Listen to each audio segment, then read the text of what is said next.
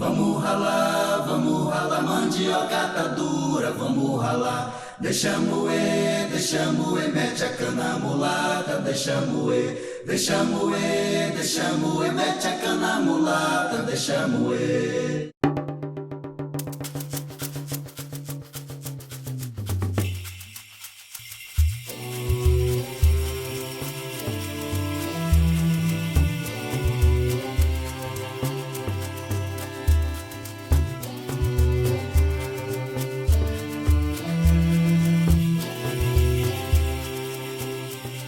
Unidades de conservação são áreas protegidas por lei e são consideradas espaços de alta importância para a conservação da biodiversidade e para dar garantias de uso dos recursos naturais para as comunidades tradicionais.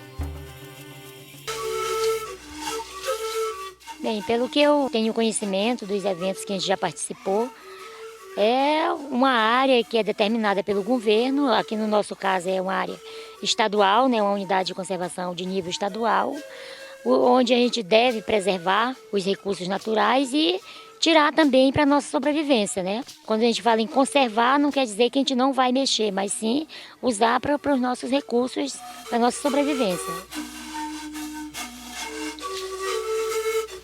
Planos de manejo ou planos de gestão são documentos orientadores de processos de gestão de uma unidade de conservação. Eles são construídos de forma participativa, onde o órgão gestor, as comunidades, instituições parceiras a nível local e regional constroem programas de gestão. Esses programas são utilizados para administrar o dia a dia dessa unidade de conservação. A gente pode citar os programas de pesquisa, os programas de uso público, de manejo de recursos naturais, dentre outros programas que são importantes para embasar esses processos de tomada de decisão.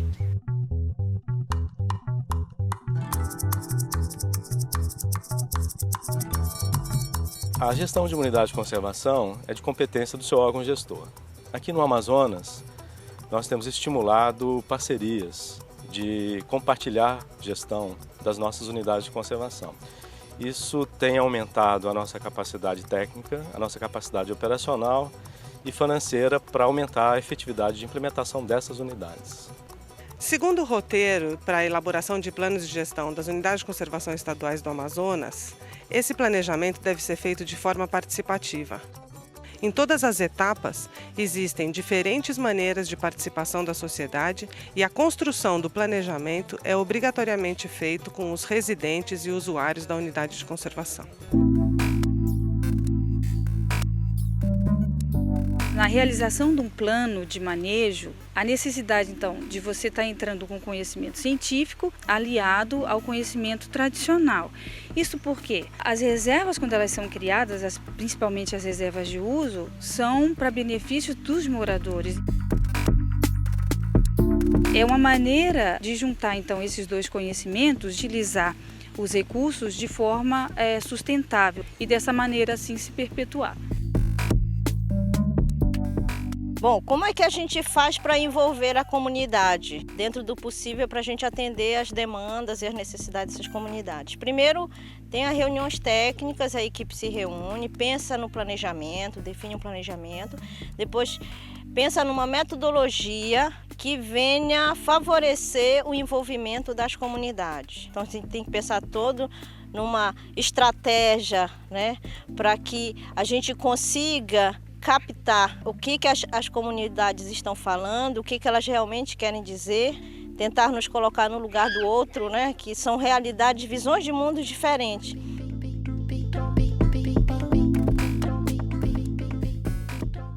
As comunidades precisam entender que a gente está aqui para contribuir na melhoria da qualidade de vida. A gente não é o agente limitador. Tanto a equipe quanto a comunidade é preciso construir os acordos onde isso fica entendido. E todo o início das oficinas, acordos são construídos, tanto na equipe quanto da equipe com as comunidades. O roteiro para a elaboração dos planos de gestão para a Unidade de Conservação do Amazonas é desenvolvido em 5 etapas. A primeira etapa é a organização do planejamento. A primeira atividade é a organização do processo de planejamento. Nós primeiro identificamos os técnicos, as atribuições técnicas mais relevantes para o que nós imaginamos ser a elaboração do plano de gestão daquela unidade e tentamos mapear preliminarmente as principais instituições que poderiam apoiar nesse processo de planejamento. E a partir daí, identificamos as lacunas de conhecimento, que é a parte fundamental desse processo de planejamento, que embasa quais as necessidades que nós temos de diagnósticos complementares para fazer um bom planejamento do volume 1 desse plano de gestão.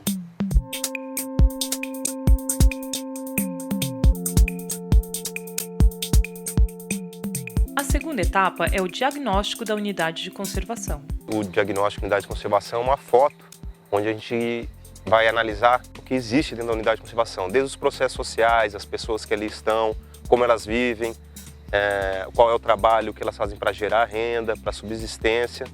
E também, por outro lado, a gente tenta entender um pouco da biodiversidade e os processos ecológicos que existem dentro da unidade de conservação.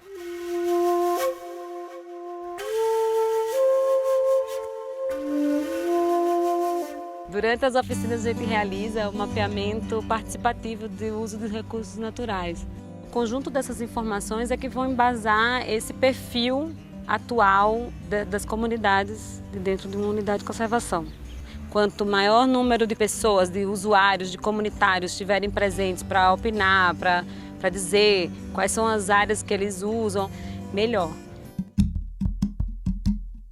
Participando a gente entende melhor, né? Porque estamos ali conversando tudo junto, um fala uma coisa, outro fala outra, aí a gente se sai melhor.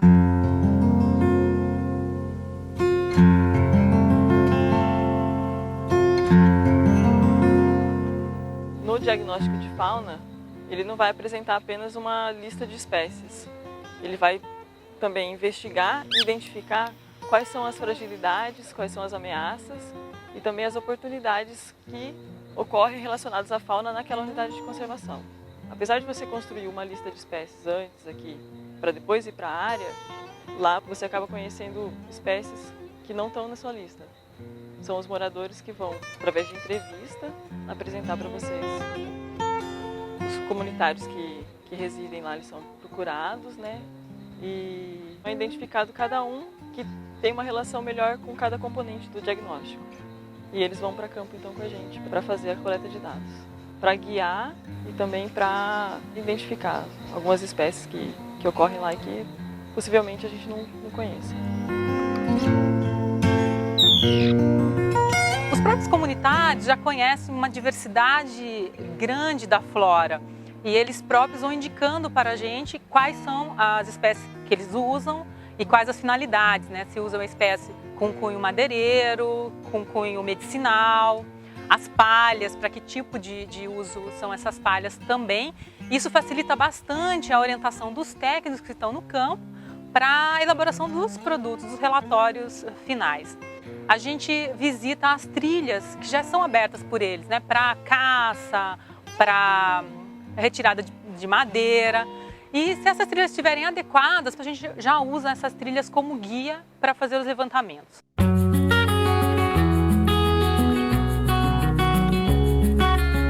Muito interessante dessa fase de diagnóstico é que, no caso especial aqui do Amazonas, existem muitas áreas intangíveis, né? E essa fase é onde a gente consegue identificar muitas espécies novas para a ciência e principalmente ampliamos muito a área de distribuição dessas espécies. Esse tipo de informação é muito importante para a gente ter um entendimento melhor da funcionalidade do ecossistema aqui da Amazônia.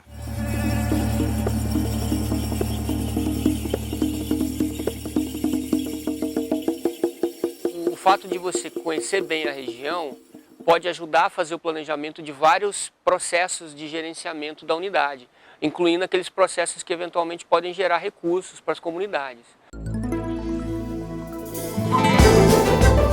Trabalho na agricultura, com artesanato e em casa. Eu faço cesto, faço esteira, faço tipo jarrinho. A gente usa sempre o arumã e como o arumã não é muito bom para a gente trabalhar, a gente busca o cauaçu lá na várzea.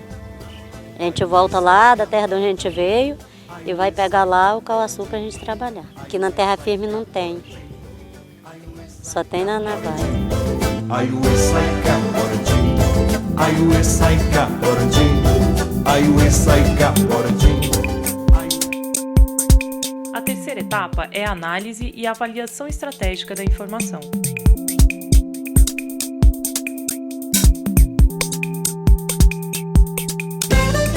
A matriz FOFA nos ajuda a identificar as fortalezas, as oportunidades, fraquezas e ameaças, neste caso, da unidade de conservação, né? O que nossa unidade de conservação tem de interessante considerando esses 4 pontos, né? A gente trabalha essas informações da seguinte forma, dividindo ela em 2 fatores, né? Um fator interno e um fator externo. Essa análise que a gente faz nos diagnósticos e desse trabalho de identificar as fortalezas, as oportunidades, as fraquezas e ameaças é justamente saber por onde que a gente vai caminhar no planejamento para a unidade de conservação, no sentido do zoneamento, da sua definição de regras, nas suas prioridades, né? Então, é uma fase intermediária fundamental.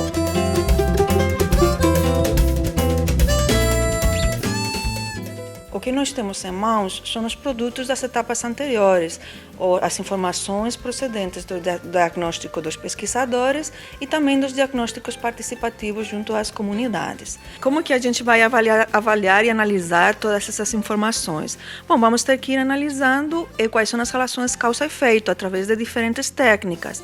A gente utiliza ou uma árvore de problemas, ou uma matriz FOFA, ou também podemos fazer uma técnica de cenários, dependendo dos problemas que existem numa unidade de conservação ou da quantidade de informações disponíveis, utilizaremos uma técnica ou outra. E uma vez feita essa análise, através de qualquer uma desses métodos, a gente vai estar em condições de poder subsidiar outras informações do plano de gestão. Por exemplo, a declaração de significância, que nos vai mostrar qual é a importância da unidade de conservação.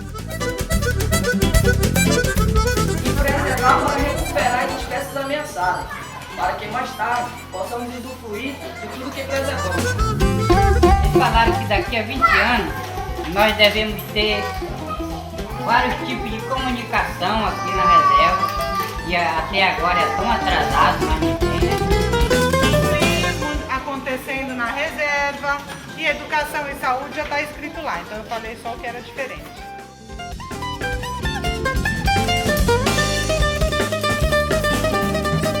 O importante é dizer que, nesse momento, os conselhos ficam muito ligados no que diz respeito a volume 2, que é onde afeta, de fato, a vida das comunidades. O volume 2 é chamado do volume do planejamento. Ele traz a missão, a visão de futuro, os programas de gestão, o zoneamento da unidade, ou seja, ele é o documento que trata da implementação da unidade de conservação nos próximos 3 a 5 anos.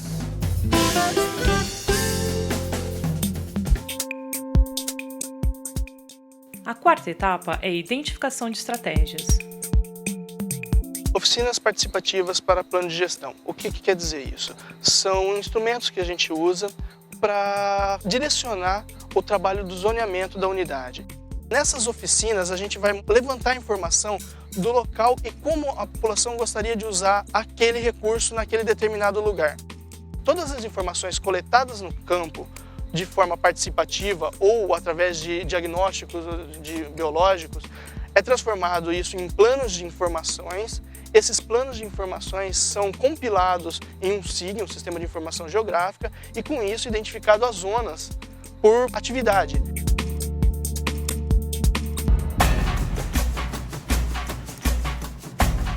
O plano de gestão é para a gente demarcar, né, as nossas áreas, onde nós podemos pescar, caçar, onde podemos buscar o nosso sustento na floresta, né, e também as áreas onde a gente vai só preservar. Vão ser definidos área de uso intensivo, extensivo, uso restrito, que seriam as áreas intangíveis, e também algumas áreas de uso especial, que são consideradas áreas conflitivas ou não, ou algum caso à parte para cada unidade. Onde é identificado isso? Nas oficinas para gestão estratégica e nos estudos de mapeamento participativo. Com esse direcionamento que você tem nessas unidades, você vai traçar uma estratégia diferenciada para cada tipo de unidade.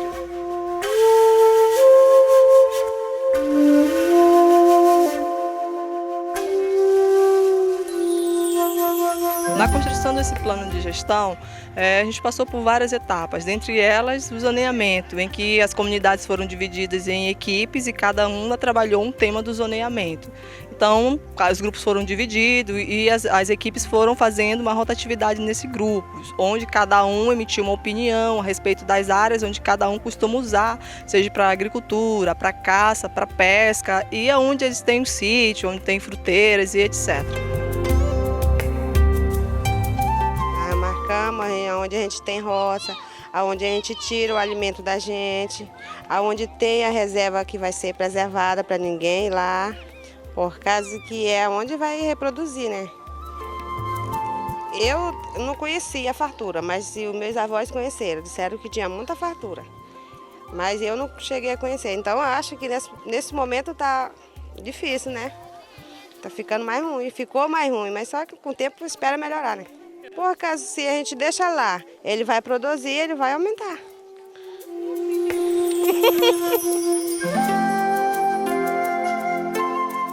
Eu entendo que na parte da unidade de conservação dentro de uma reserva tem que ser conservado do manejo florestal quanto da água, porque da água a gente se alimenta mais, né? É onde a gente vê a saúde da gente também.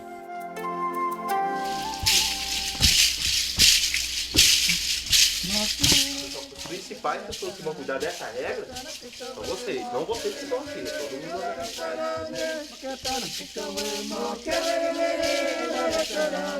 Quando passa um pra cima fica proibido, agora coisa de malhadeira. Vai botar 3 contornas com essa regra, levanta a mão.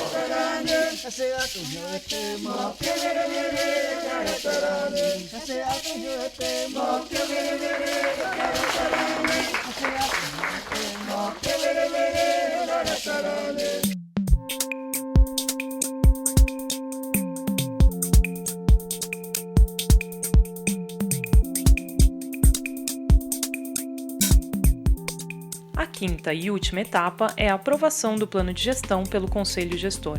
Quando se apresenta o Conselho Deliberativo da Unidade de Conservação, nós estamos apresentando o plano de gestão para os usuários e as pessoas que de alguma forma têm algum serviço ou têm alguma contribuição dentro da unidade de conservação. O que vai poder fazer, o que não vai poder fazer, por que não vai poder fazer, para que a sociedade inteira tome conhecimento quais são os passos, as normas, o jeito de usar os recursos naturais, para que todo mundo fique sabendo como se dá o processo tanto de construção quanto de uso depois desse plano pelas comunidades. O evento que vai acontecer aqui, que já está acontecendo, é uma consulta pública, onde nós estamos já na conclusão, concluindo os trabalhos do nosso plano de gestão, as diretrizes, as normas, as regras, que vai dar o direcionamento para todo o nosso trabalho, né, aqui dentro da unidade Catuai Pixuna. Esse é o momento que consideramos chave para tirar as dúvidas, fazer os acertos finais, porque tem reservas extremamente grandes, áreas grandes, que envolvem vários lagos, e é essa audiência onde todas as ideias daquele plano estão juntas, né, de todas as áreas, especialmente a questão do que nós chamamos de zoneamento, área de uso. Esses mapas temáticos, eles precisam ser claros, ser bem efetivos, digamos assim, e que toda a comunidade, todos os comunitários possam reconhecer, possam dizer um ok sobre os mapas temáticos, né?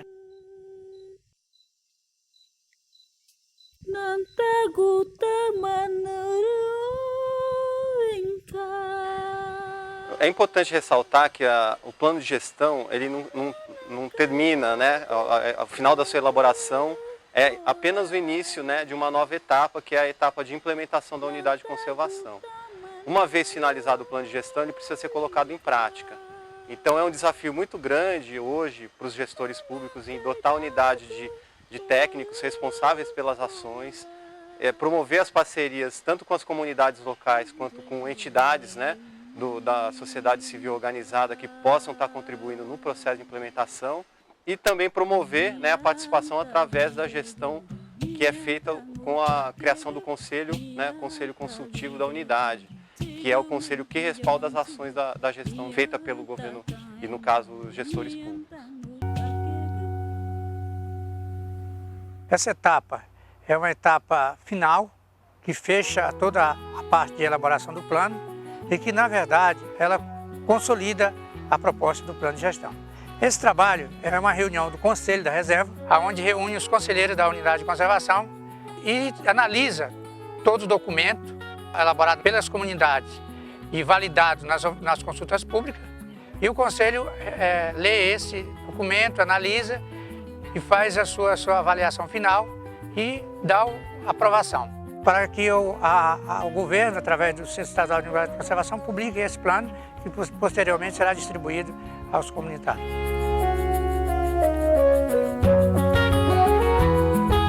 Mais do que ninguém, a comunidade para ter a palavra final no seu plano de gestão, porque ela, na verdade, quem vai colocar aquilo em prática, junto com o órgão gestor.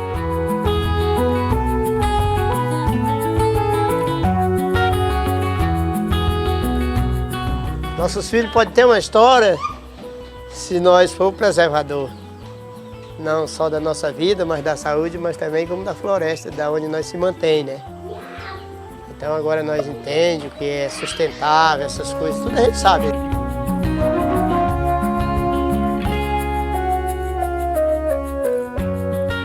Olha meu filho, né? A minha mãe já está bem de idade, né? E eu tô mais novo do que ela, mas mais velho do que meu filho, né? Então se ela tivesse feito uma invasão, acabado, por exemplo, com a madeira, eu não conhecia a madeira, eu não conhecia o cedro, eu não conhecia o mogno, né? Porque ela tinha acabado. Aí eu não tinha conhecido. Então se eu acabar, o meu filho, quando ficar grande, começar a andar no mato, o papai falava que tem mogno, tem cedro, mas eu não conheço, porque ele acabou, né? Aí por isso que é importante.